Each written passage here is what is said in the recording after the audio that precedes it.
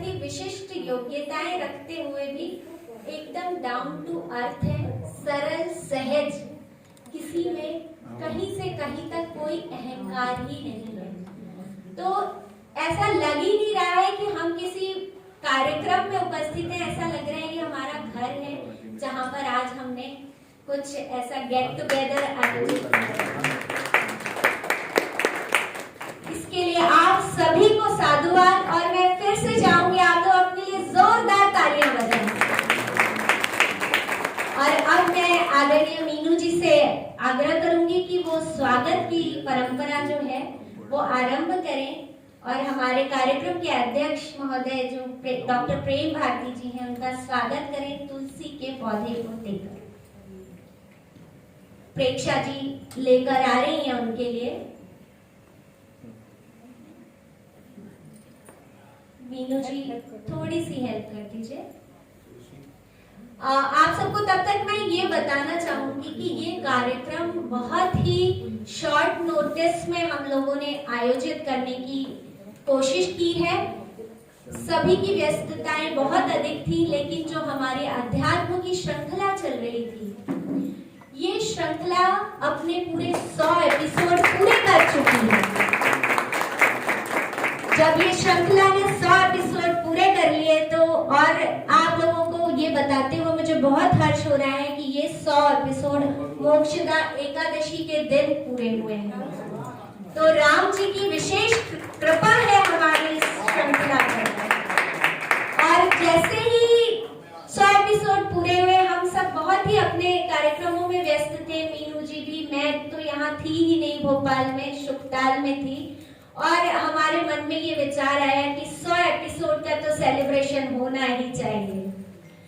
इतने विद्वजनों ने इस श्रृंखला को अभिभूत किया है। तो अब मैं अगले स्वागत के लिए डॉक्टर रंजना शर्मा जी से निवेदन करूंगी कि वे आए और हमारे मुख्य अतिथि डॉक्टर नीलिम त्रिपाठी जी का स्वागत करें। रंजना जी आइए। इसका ध्यान रखिए। हाँ, मैं या तो थोड़ा पीछे हो जाऊं, ठीक है? हाँ। तालियों की गड़गड़ाहट कम नहीं होनी चाहिए ताकि सर्दी का अनुभव हमें ना हो।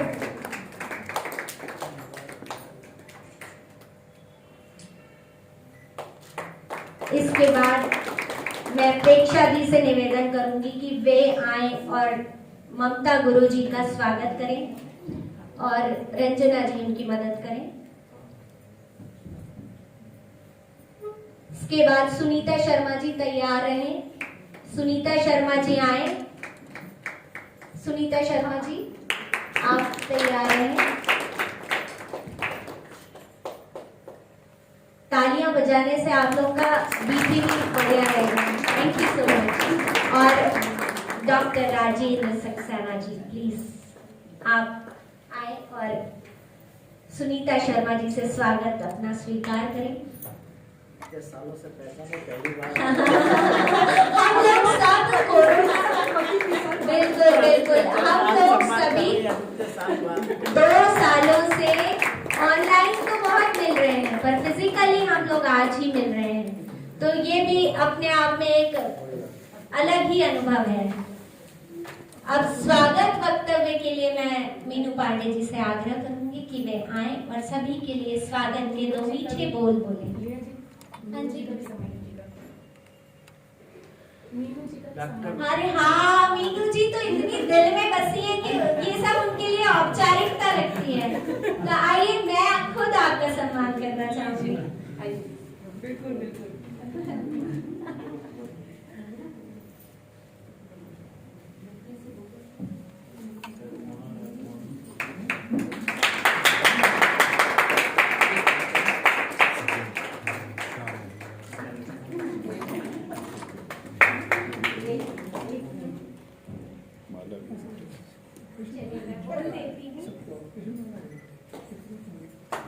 महोदय से निवेदन है कि अवश्य क्लिक कर ले।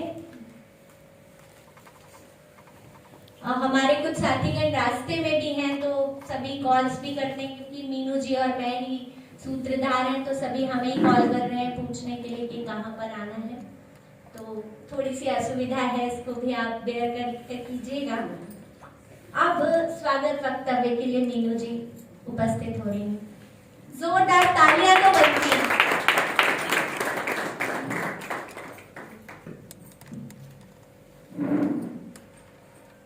आप सभी को जय श्री राम। वरेण्यम मंच पर उपस्थित वरेण्यम मंच पर उपस्थित परम आदरणीय वरिष्ठ साहित्यकार प्रेम भारती जी को मेरा सादर नमन। और ज्योतिषाचार्य एवं आचार्य आज के मुख्य अतिथि आदरणीय दिलीप त्रिपाठी जी को मेरा सादर प्रणाम। योगाचार्य परम प्रिय मित्र मेरी आदरणीय ममता गुरु जी को भी मेरा सादर प्रणाम। और मेरी प्रेरणा और क्या कहें आरडी के पीछे जो दृढ़ स्तंभ है आदरणीय राजेंद्र सक्सेना जी को मेरा सादर प्रणाम। एवं इस कक्ष में, इस पवित्र कक्ष में उपस्थित समस्त विद्वज्जनों को मेरा सादर प्रणाम एवं आप सभी का सादर वंदन अभिनंदन।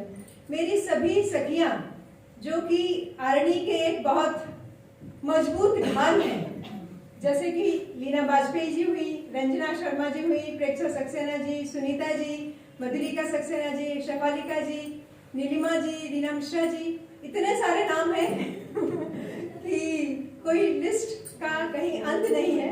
आप सभी को मेरा प्रेम भरा नमस्कार और अभिनंदन। और इंदौर से भी प्रतिभा जी आई हुई हैं, उनको भी मेरा सादर वंदन। इंदौर से इतनी दूरी तय करके भोपाल आना इतना इजी नहीं है, खासकर कोरोना के समय में, फिर भी आप यहाँ आए तो आपका बहुत बहुत आभार। आप सभी ने अपना जो कीमती समय दिया है वो भी ऐसे समय में, क्योंकि कोरोना काल जो है अभी भी चल ही रहा है। विगत 2 वर्षों से हम सुन रहे हैं अब कोरोना खत्म होने वाला है, कोरोना खत्म होने वाला है, लेकिन हम देख रहे हैं वो आगे बढ़ता ही जा रहा है। जैसे हम देखते हैं कि जो एक बादल होता है उस पर जो काले बादल होते हैं साथ ही साथ सूर्य की रोशनी भी हमें दिखाई देती है। इसी तरह से कुछ आंख मिचौली का खेल कोरोना भी खेल रहा है। और हमने भी ये सोचा कि जब कोरोना हमारी जो है जो ताकत है, हमारी शक्ति है, उसे आजमाना चाह रहा है, तो हम भी डट कर खड़े हैं उसका मुकाबला करने के लिए। और इसी सोच के साथ हमने आरडी चैरिटेबल फाउंडेशन की स्थापना की थी। आप सभी को बता दूं, आरडी का शाब्दिक अर्थ होता है साहस। तो आप क्योंकि आप सभी उसका पार्ट है, तो आप सभी बहुत साहसी लोग हैं जो आप लोग आरडी से जुड़े हैं। और हम हमारे उस साहस के बूते पर ही हम सफलतम नए कार्यक्रम करते जा रहे हैं, जिसका आज ये प्रमाण है कि हमने जो सीरीज स्टार्ट की थी, क्योंकि जिस समय हमने आरंभ किया था उस समय ऐसा लग रहा था कि पता नहीं कितने स्पीकर मिले, क्योंकि हम सभी साहित्यकार हैं और साहित्यकार का दिमाग जो होता है, दिल और दिमाग में इतनी सारी कोमल भावनाएं निवास करती हैं कि उनके अलावा और कुछ हमें सूझता नहीं है। और आध्यात्म एक ऐसा विषय है कि जिसको सोचने के लिए, समझने के लिए थोड़ा सा एक अलग डायमेंशन की आवश्यकता होती है। लेकिन हमने स्टार्ट किया और 1, 2, 10 नहीं 100 एपिसोड बिना किसी रुकावट के पूरे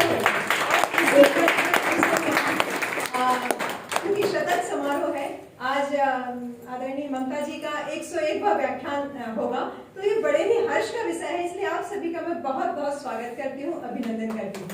साथ ही साथ एक और कार्यक्रम हमारे इस कार्यक्रम की श्रृंखला में है।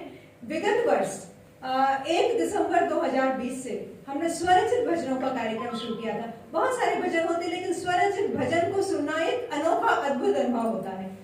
तो जो प्रथम प्रस्तुति थी रंजना जी की थी, प्रथम एपिसोड, और उसके बाद हमने सोचा कि देखते हैं कितने दिन हमें स्वरचित भजन के गायक हैं मिलते, क्योंकि लिखना और गाना दोनों एक अलग अलग बात होती है, वो भी म्यूजिकल इंस्ट्रूमेंट के साथ। आपने भी देखा होगा आज भी बहुत सारे साजो सामान हमारे पास आए हुए हैं। तो वो जो एक कल्पना है वो देखिए आप, पूरा एक वर्ष, 1 दिसंबर 2020 से 1 दिसंबर 2021 हो गया, यानी पूरा एक वर्ष हो गया। और अभी भी अनवरत हमें सभी लोग बहुत ही इच्छुक रहते हैं कि भाई हमारा कब टर्न आएगा, कब हम अपनी प्रस्तुति देंगे।